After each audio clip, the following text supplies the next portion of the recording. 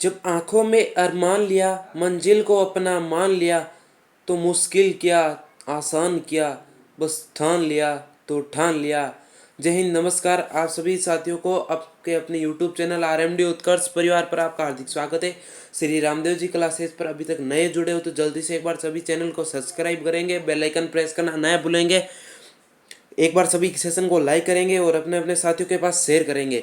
तो आज आपके सामने हमारे MCQ क्वेश्चन आ चुके हैं दिल्ली पुलिस के लिए। आज हम जीएस का सेट लेकर आए हैं। ठीक है दोस्तों, एक दो साथ में लेकर आए हैं। इसमें एक और दो आज साथ में रहेंगे, कल तीसरा आ जाएगा। ठीक है दोस्तों, तो MCQ सेट लेकर आए हैं जिसमें जीएस के क्वेश्चन है। ठीक है दोस्तों, जीएस यानी कि जनरल स्टडी के क्वेश्चन लेकर आए दिल्ली पुलिस के लिए। SSC GD CGL CHSCL और CGL भी टायर्स सबके लिए उपलब्ध है। ठीक है दोस्तों, यहाँ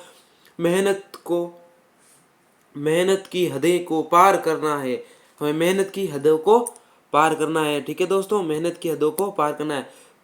तो आपके सामने क्वेश्चन आंसर आ चुका है। तो पहला क्वेश्चन आपके सामने आपकी स्क्रीन पर है, जल्दी से आंसर आ जाना चाहिए। तो निम्नलिखित में से क्या जम्मू कश्मीर में स्थित है? तो इनमें से बताना है कि जम्मू कश्मीर में क्या स्थित है। आंसर आ जाना चाहिए।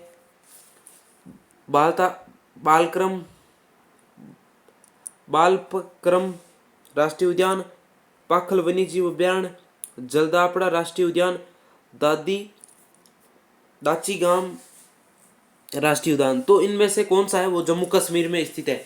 तो आंसर आ जाना चाहिए, आंसर नहीं रुकना चाहिए। ये राष्ट्रीय उद्यान और पार्क के बारे में आपको क्वेश्चन पूछा है, तो क्वेश्चन के आंसर जल्दी से फटाक से आ जाना चाहिए, आंसर नहीं रुकना चाहिए।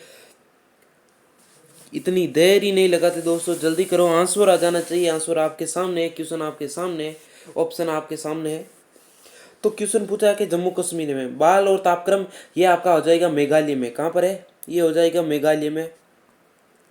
सॉरी, मैं नीचे लिख देता हूँ, ये हो जाएगा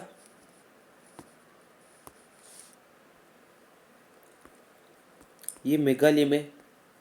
ठीक है दोस्तों, और ये पाखल और ये हो जाएगा आपके तेलंगाना में। तो ये तो हुए नहीं भाई, तो फिर कौन सा है? तो इसका राइट आंसर डी ऑप्शन हो जाएगा। दाची-गाम राष्ट्रीय उद्यान है वो जम्मू और कश्मीर में है। मेहनत को हदों पार कर दो, जो मेहनत की हदों को पार करना है आपको। ठीक है दोस्तों, मेहनत की हदें पार कर डालो आप। अगला क्वेश्चन आपकी स्क्रीन पर आ चुका है। तो अगला क्वेश्चन है कि कौन से राष्ट्र में 5 बार कॉमनवेल्थ गेम्स की मेजबानी की? तो कॉमनवेल्थ गेम्स की मेजबानी की तो कौन से देश में? Canada, New Zealand, England, Australia. तो किस देश में? आंसर आ जाना चाहिए, आंसर आपके सामने है। तो इसका राइट आंसर हो जाएगा ऑप्शन डी, ऑस्ट्रेलिया से राष्ट्र में 5 बार कॉमनवेल्थ की। ठीक है दोस्तों, किस? और कनाडा में इसकी शुरुआत हुई कब? कनाडा में इसकी शुरुआत हुई कब हुई? 1930 में इसकी शुरुआत हुई। ठीक है दोस्तों, 1930 में इसकी शुरुआत हुई। और भारत में एक बार 2010 में नई दिल्ली। ठीक है दोस्तों, नई दिल्ली हो जाएगा इसका राइट आंसर। ठीक है दोस्तों, अगले क्वेश्चन की ओर बढ़ते हैं। तब तक आप करेंगे लाइक और शेयर। अगर आप दिल्ली पुलिस की कर रहे हैं तैयारी तो जुड़िए जल्दी से RMD उत्कर्ष क्लासेज। यहाँ पर जमकर और शानदार तैयारी हो रही है। मेहनत की हदें को पार करना है अपन को। तो बढ़ते हैं, अगला क्वेश्चन आपकी स्क्रीन पर आ चुका है। OECD का मुख्यालय कहाँ पर है? जो OECD का मुख्यालय कहाँ पर है? तो OECD की फुल फॉर्म है ऑर्गेनाइजेशन फॉर इकोनॉमिक कोऑपरेशन। तो इसका मुख्यालय कहाँ पर है? Cooperation of development. ठीक है दोस्तों, organization for economics cooperation of development यानी कि आर्थिक सहयोग और विकास संगठन। भारत इसका सदस्य नहीं है, ये आपको बता देता हूँ, भारत इसका सदस्य नहीं है। इसका मुख्यालय है वो पेरिस हो जाएगा। पेरिस कहाँ पर है? फ्रांस में। कहाँ पर है? फ्रांस में। ठीक है दोस्तों, अगला क्वेश्चन की ओर बढ़ते हैं। अगला क्वेश्चन आपकी स्क्रीन पर आ चुका है। तो अगला क्वेश्चन आपके सामने आ चुका है कि WWF द्वारा प्रतिवर्ष अंतर्राष्ट्रीय बाघ दिवस मनाया जाता है। WWF का मुख्यालय वो कहाँ पर स्थित है? जो मुख्यालय है उसके बारे में पूछा है, कहाँ पर स्थित है। तो इसका राइट आंसर आ जाना चाहिए संयुक्त अरब अमीरात, स्विट्जरलैंड, USA या फिर फिलीपींस। तो इसका लोगो है वो इस तरह पांडा का बना है, और पांडा का राजस्थान में जो राज्य पशु है वो कहाँ का है, ये आंसर आ जाना चाहिए। ये इसका लोगो है, ठीक है। इसे जो WWE का मुख्यालय है, WWF, और इसका फुल फॉर्म है world wide fund for nature, ठीक है दोस्तों। और अंतर्राष्ट्रीय बाघ दिवस कब मनाया जाता है, ये आंसर भी आ जाना चाहिए। तो अंतर्राष्ट्रीय बाघ दिवस है वो 29 जुलाई को मनाया जाता है, ठीक है दोस्तों। 29 जुलाई को है वो अंतर्राष्ट्रीय बाघ दिवस मनाया जाता है। और WWF है उसका मुख्यालय कहाँ पर है, यानी कि हेडक्वार्टर कहाँ पर है, तो स्विट्जरलैंड हो जाएगा इसका, क्लार्क सिटी में, ठीक है दोस्तों। बी ऑप्शन इसका करेक्ट आंसर हो जाएगा। और इस WWE की शुरुआत कब हुई थी, स्विट्जरलैंड में स्थापना कब हुई थी, 29 अप्रैल 1961 में, ठीक है दोस्तों। इसकी स्थापना की गई कहाँ पर, स्विट्जरलैंड में। तो अगला क्वेश्चन आपकी स्क्रीन पर आ चुका है। तो निम्नलिखित में से कौन भारत के गीत पुस्तक के लेखक है, तो भारत के गीत के लेखक कौन है, ये पुस्तक है रविंद्रनाथ टैगोर, देवेंद्रनाथ टैगोर, सरोजिनी नायडू, श्यामलाल। तो दिल्ली पुलिस क्वेश्चन में ये पूछा गया क्वेश्चन ही हम लेकर आए आपके लिए, बहुत ही इंपॉर्टेंट रहने वाला है। तो इसका राइट आंसर हो जाएगा सरोजिनी नायडू, सी ऑप्शन इसका करेक्ट आंसर हो जाएगा, ठीक है दोस्तों। और भारत की कोकिला किसे कहा जाता है, सरोजिनी नायडू को भारत की कोकिला, ठीक है दोस्तों, भारत की कोकिला के नाम से इसे जाना जाता है। और भारत की स्वर कोकिला कौन है, लता मंगेशकर है। आप इसमें कंफ्यूज हो सकते हैं, ठीक है दोस्तों। अगले क्वेश्चन की ओर बढ़ते हैं। अगला क्वेश्चन आपकी स्क्रीन पर आने वाला है, जब तक आप लाइक और शेयर करेंगे। तृष्णा वन्य जीव अभ्यारण्य निम्नलिखित राज्यों में से कहां पर स्थित है, तो तृष्णा वन्य जीव अभ्यारण्य वो निम्नलिखित राज्यों में से कहां पर स्थित है, असम, तेलंगाना, तमिलनाडु, त्रिपुरा। तो इसका राइट आंसर हो जाएगा त्रिपुरा, डी ऑप्शन इसका करेक्ट आंसर हो जाएगा त्रिपुरा। और बताएंगे त्रिपुरा में और कौन सा अभ्यारण्य है, तो एक तो है गुंटी अभ्यारण्य, गुंटी वन्यजीव अभ्यारण्य, और एक है रोवा वन्यजीव अभ्यारण्य, ठीक है दोस्तों। ये भी त्रिपुरा में है, ठीक है दोस्तों। इससे इंपॉर्टेंट है, मैं आपके लिए लेकर आ रहा हूँ क्वेश्चन आंसर। तो इसका राइट आंसर है और डी नंबर ऑप्शन हो जाएगा। अगले क्वेश्चन से बढ़ने से पहले आप लाइक और शेयर करेंगे जमकर। तो अगला क्वेश्चन आपकी स्क्रीन पर आ चुका है। तो बोरलॉग पुरस्कार है उनकी शुरुआत किसकी, ये है उनका फोटो नॉर्मन बोरलॉग, इन्होंने शुरुआत की और कब की ये आपको आंसर बताना है। इनकी तस्वीरें आपके सामने है, ये है नॉर्मन बोरलॉग जिन्हें पद्म विभूषण से भी सम्मानित किया गया था, ठीक है दोस्तों। ये और इन्हें हरित क्रांति के जनक भी कहते हैं, हरित क्रांति के जनक, ठीक है दोस्तों, इन्हें हरित क्रांति के जनक भी कहते हैं। और इसकी शुरुआत है 1972 में की, बी ऑप्शन इसका करेक्ट आंसर हो जाएगा। और इसमें इनाम है, इनामी क्या है वो 5 लाख का है, ठीक है दोस्तों, 5 लाख का है इनाम, 5 लाख का, और एक गोल्ड मेडल है। और ये किसके क्षेत्र में दिया जाता है आपको ये बताना है, तो एक कृषि और पर्यावरण के क्षेत्र में दिया जाने वाला गोल्ड मेडल है, ठीक है दोस्तों। और प्रथम प्राप्तकर्ता है डॉक्टर आत्माराम भैरव जोशी, प्रथम है डॉक्टर आत्माराम भैरव जोशी, और इसमें 5 लाख है। और कृषि यानी कि एग्रीकल्चर और एनवायरमेंट, ठीक है दोस्तों। अगला क्वेश्चन आपकी स्क्रीन पर आ चुका है, जो है वायलिन एक वाद्य यंत्र है जिसमें होती है, क्या होती है, इनमें से कोई नहीं, तनित झिल्ली, तनित डोरी वाला एक लकड़ी का लंबा टुकड़ा, ये गलत नहीं छपाई, एकदम राइट आंसर है। इसमें से आपको बताना है, जल्दी करो।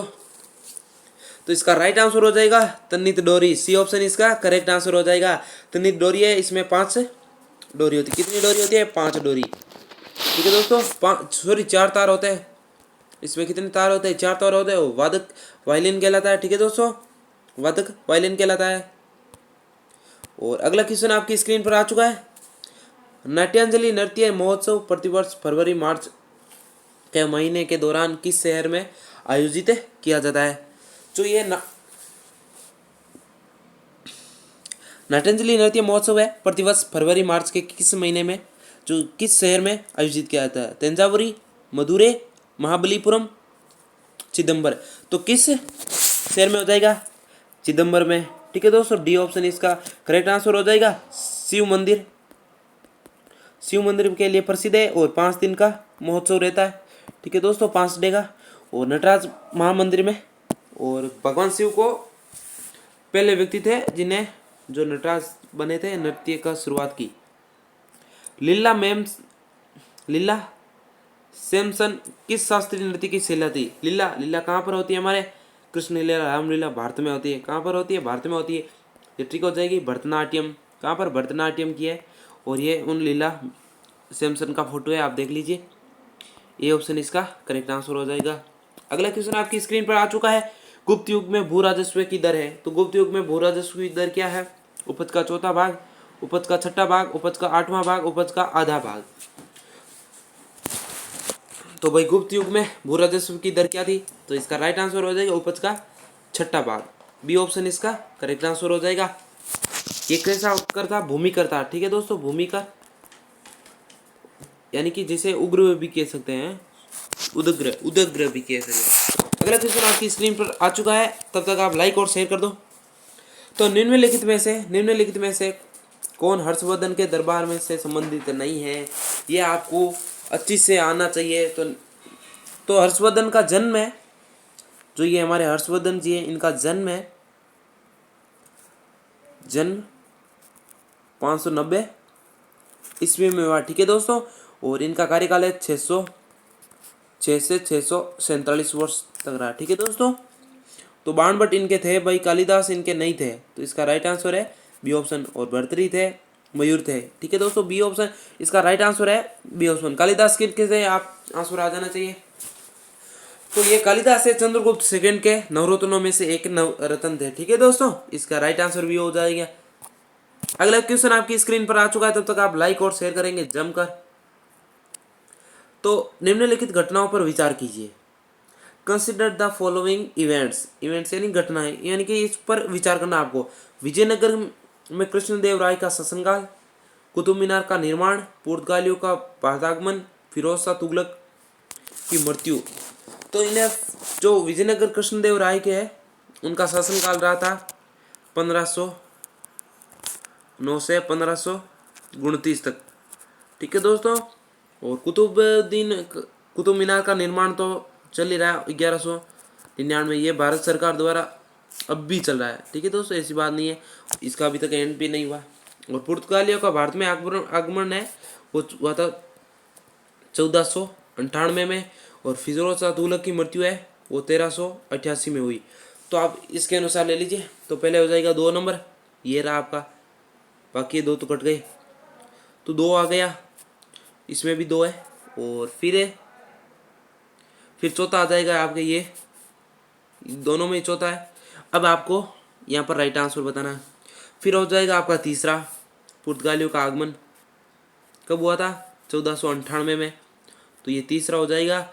और बाद में पहला, इसका राइट आंसर ए ऑप्शन इसका करेक्ट आंसर हो जाएगा। अगला क्वेश्चन आपकी स्क्रीन पर आ चुका है। किस समिति को स्थायी मितव्ययिता समिति भी कहा जाता है?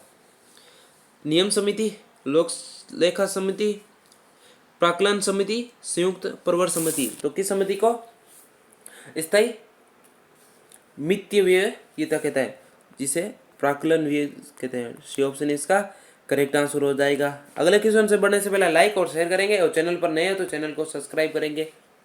अगला क्वेश्चन आपकी स्क्रीन पर आ चुका है। संघ लोक सेवा आयोग ने अध्यक्ष के अलावा कितने सदस्य होते हैं? अध्यक्ष के अलावा, ठीक है दोस्तों, इसमें या तो 11 होते हैं या फिर 9 होते हैं, तो इसमें ऑप्शन है 9, तो इसका राइट आंसर हो जाएगा डी ऑप्शन। और 11 हो तो 11 करना है, और 9 तो 9 करना है, दोनों साथ नहीं देंगे, ठीक है दोस्तों। और ये इसका लोगो है। तो राष्ट्रपति शासन के प्रभाव को ध्यान में रखकर दिए गए कथनों में से सही कथन को पहचान कीजिए। ठीक है दोस्तों, ये इंग्लिश मीडियम के लिए। राष्ट्रपति ये घोषणा कर सकता है कि संसद राज्य विधायिका की शक्तियां का प्रयोग करेंगी।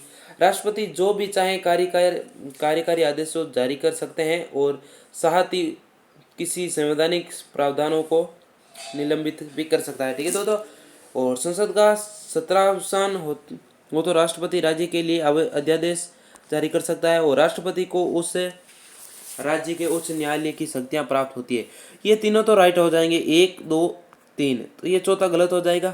तो 1 2 3 सी ऑप्शन इसका करेक्ट आंसर हो जाएगा। अगले क्वेश्चन की ओर बढ़ते हैं।